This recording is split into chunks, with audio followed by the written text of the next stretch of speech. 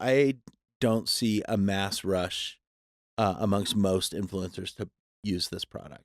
If you go back, Google Glass, you and I talked about this earlier. Google Glass came out in 2013. It did a lot of the same stuff. It sold for $1,500 and they sold 200,000 pairs. Yeah. Now they're selling for $399 and 4 million, I think was the number we reported, have sold. However, here's what I'm curious about. 7 million. 7 million. Okay, that's a lot. I wonder if this is really going to catch on in its current form, because if you look at influencers, the most important thing they can put on camera is themselves.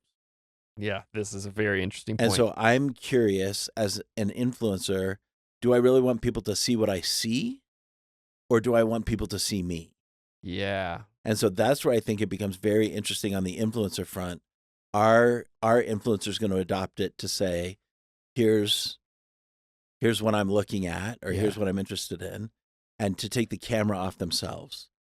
Which honestly sounds like a potentially really, I would even say, beautiful side effect of the popularization of this, even though on the whole, I'm pretty freaked out by it.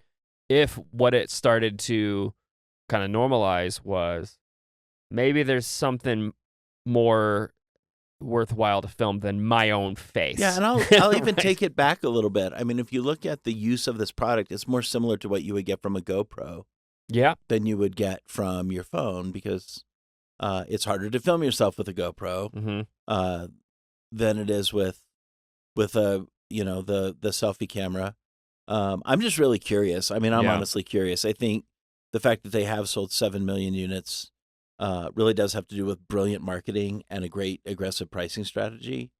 But I also wonder what the audience is for this product, right? Are 12, 13, 14-year-old kids asking for Meta SmartGlasses, or are older people who kind of think differently about how this works buying those? Well, it's interesting because I feel like a lot of the smart glass discourse, has tended to be a little more male coded. Like, men are going to get this and they're going to film women without women's consent. But these glasses are made to look like female glasses.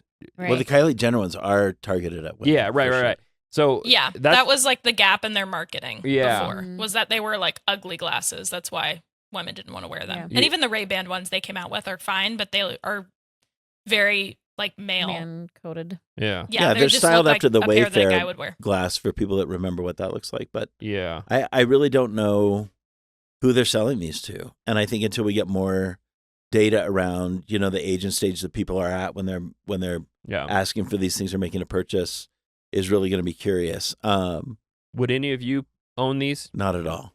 I mean, we'd had a conversation about surveillance before, maybe even the glasses. Like, I can go back to, like, maybe, do you remember, like, the Christmases our parents would, like, set up a video camera and, like, record 6 hours straight of you unwrapping presents? Like, who's ever going to watch that or whatever? Oh, yeah. But, I mean, I guess it would be interesting to see, like, hey, like, recording the point of view of your baby taking your first steps and, like, things like put that. These on your baby's face? No, like you, like, watching. I think there are sweet things that can be done with not having to hold a phone. Who's the audience for that? But I feel like you can do that with the phone. Well, that's what I'm saying. Like, then you don't have to have your phone. I mean, no, I get that. But what I'm saying is that's not 12, 13, 14-year-old behavior. Like, I think when you're older, capturing those moments becomes very powerful. Everybody that I know that has actually purchased these is older than 40, right? And I know several people that have, but it's not kids because I don't think kids are wanting to broadcast their life as much as they're wanting to broadcast themselves. Say more about that. So if you look at influencers, if you look at your social media, people are not taking pictures of their context, right? They're not showing the behind the scenes of their home studio. They're showing themselves. Like, Speed is a great example. Like, a lot of people will know the influencer is named Speed. He has a film crew follow him around now, right? He's not even holding his camera taking selfies. He's got like a group of people and handlers and bodyguards and all this stuff that allow him to make his content because he wants to be on camera. And he wants to be the brand. Yeah. If he puts on a pair of, Meta SmartGlasses, people are going to see what he sees. why would he want them to see that? Because that's not how he's growing his brand. He's growing his brand by saying, I'm this independent guy and I'm running around doing all these crazy cool things. And if he had Meta glasses on, what you would see is his bodyguard, his producer, his cameraman, his... Do you think that our culture is ultimately too self-centered for this product to work? Absolutely. I mean, I think that's what drives social media, right? It's not, hey, here's, cool pictures of my vacation. Great, I get that. But people want to see themselves in the picture. What about the ill intent, though? The ill intent piece of it? Yeah, I mean... Yeah, that's just creepy and wrong, right? Well, sure, but... You say more about your But, question, I mean, they have... And again, this is maybe the man side of it, but maybe now that there's a female version of it, maybe they could be the antagonists. But, there have been so many videos of men, asking out a woman or whatever, and then posting it online, or the interaction and posting it online. So... But here's the deal. People are going to catch on to that in about 2 seconds because they've sold 7 million pairs. Yeah. So there's no mystery around, you can buy glasses that will record people, right? But there are... And so I think there's going to be an awareness of people. Somebody comes up to you with a pair of heavy framed black glasses with clear lenses. That screams you're about to be recorded. But they can still post it. Whether it's following someone around or whatever, they can, the freedom of posting. But you can do that with your exists. phone. I guess that's true. You can record and post anything these days. Are you saying maybe people will be less likely to talk to strangers? Absolutely. With those glasses on. Yeah. I mean, because you see them coming from a mile away. These are not subtle eyewear, right? So do you think that they would potentially invent something that is less subtle? Oh, they will, of course. Sure. Yeah. And that is what. There's an app right now I've seen people talk about on TikTok. It might be an app or a website that tells you if there are Meta glasses near you. Why? So if you were on the subway or something and you thought someone was watching you or whatever, you could see them. Which I don't know how that works, and I haven't fact checked that. I just remember seeing that. So because if they have, the Jennas of the world speaking out of the sides of them, that would be connected to AI, right? Which would be connected to the internet, and so then you could actually have a signal on that type of thing. Assuming this is a real product that you're talking about, which I believe. I'm not doubting that. Let's just remember this is all about money, right? I say that every time I'm on the podcast, but at the end of the day, Meta wants to make money. I know, and so they're such a powerful force. They love the controversy, and they love the confusion, and they love the wringing of hands, and because it just gets their product in front of more people, right? And so I think at the end of the day, we have to remember they paid for Kylie Jenner, they paid for their partnership with Ray-Ban, they paid for all of the technology to be produced, also that they can generate revenue, because they're a publicly held company, and that's what publicly held companies do. They're not trying to make the world a better place. That's what I'm saying. They will advertise it that they are, but they're not. And so the fact that we would... share your world. Yeah. Or whatever marketing slop they said. A new way to see and share your world. See and share your world. I think what you were bringing up, Irene, of the home video of it all, I think it could be really sweet for moments like that. And I think there's something... as you're describing that of I could be in the moment. I'm doing air quotes for those who aren't watching on YouTube. You could be in the moment and just click record, and then you're not on your phone, but you're still engaging with technology. And I mean, I'm wearing a smart ring right now. Wearable technology is becoming more and more of a thing.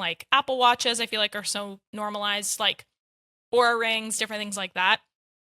And I think it's just going to, wearable technology is the future. I think it makes sense. And I think that, Tobin mentioned, Google Glass, which was 13 years ago, which is really funny. Yeah. They really tried to do something and it just flopped. Snapchat did Snapchat Spectacles, which also flopped. So it's interesting to kind of just see this attempt. And I think that this, in the next 10 years, I could see this becoming a much more common thing that people have and more maybe regulations on it. But also, when it comes to filming in public, with my bachelor's of journalism, I can speak to reasonable expectation of privacy. So if you're in a public space, there are some states that have laws about one-party, two-party consent with different things, and you see that a lot with law enforcement when it comes to body cams and stuff. You're able to say please don't record me, whatever. But for the most part, if you're in public, you are allowed to be filmed and you can move forward with a defamation suit or different things like that. But like for the most part, you're out in public, therefore you're allowed to be recorded, which is weird. But I also think we can all relate to like the amount of times I'm just sitting at a coffee shop and I'm like, oh, I'm in her picture. Like she's just taking a picture for her Instagram story and I'm just like in the background and can't do anything about it. But I don't know. I think that's just going to become more and more of a thing. And that makes me a little sad. I would say that is my fear. Like that Meta is such a monster. Like they're so huge. I mean, who can compete with Meta? Even if maybe there are versions of this that aren't super effective or the sales aren't high, I do think Meta will win. And I think that they will find the gap, whether it could be teenagers in the future. Right now it's women. Are they going to go for the younger audience in the future? Maybe. Meta makes me feel scared. I think they might win. I feel like the jury's still out. I feel like they spent $1 bajillion on the metaverse and nobody cared. So like maybe this will be their, left turn into the future, but I don't know. Like, Evan, let's just cancel the internet. Maybe it's time to delete the internet. Yeah, let's just cancel it all. That's an inside joke. Let's just hope that this is their Google Glass. Yeah, it could be. I mean, yeah. It's all it is Google Glass in a better package with better marketing and better representation, right? But didn't Google also Glass, it has AI too. And didn't Google Glass like show you things in front of your eyeball? Yeah. Whereas this will just talk to you. Right. So it's kind of like Siri or something. Yeah. Yeah, it's definitely advanced. But that's the nature of how technology works. I mean, Google Glass was proof of concept. Yeah. Right? Like we can get people to put something on their face that gives them access to technology, right? So this is just that fast forward 13 years. Yeah. I'm with Evan. I don't know if it's going to work. Yeah, I don't know. I think they went out the door really strong. I think there was a lot of early adopters of the product. I don't know what happens next because I don't see. I hope you're right. I don't know that kids are going to do it. I wonder about the action sports application for these, and I think there's a lot to think about there. Yeah, because if I'm skating or I'm riding my bike or do whatever, like there's some cool stuff that I can do with that. But influencers not going to embrace this product. Tobin, what's a conversation starter off of this topic? I think you could ask kind of a crazy question, like if you were able to record one day in your life, do you think anybody would want to watch it? Bro. I love that question. That's low-key a roast. I feel like, exactly. I feel like it's like, But I think sometimes with kids, and especially the age, you have to ask a compelling question in order to get the conversation started. Some questions are easier to lean into. Yeah. I think something outrageous, like if you just recorded your day, do you think people would want to watch it? And a kid says, no, there's no chance I would want people to see my day. Man, that's an interesting conversation. Yeah, of course, everybody would want to see what I do because my life is great. Yeah. That's a different conversation. So I would just go all in and be like, if you did it, would people care? Yeah, bro. That's interesting. Yeah, that's good. I wonder if it would even if somebody had these glasses, I wonder if there would even be an incentive to like, I'm going to go have some real experiences. I'm going to go learn. I'm going to go get my motorcycle license. I'm going to skydive. I'm going to put these things on, and then I'm going to be living the life that I can perform best to the world, which is a dumb reason to do it. But I wonder whether that could happen. And then people have more experiences. I don't know. We're trying to be hopeful here on the Culture Translator Roundtable.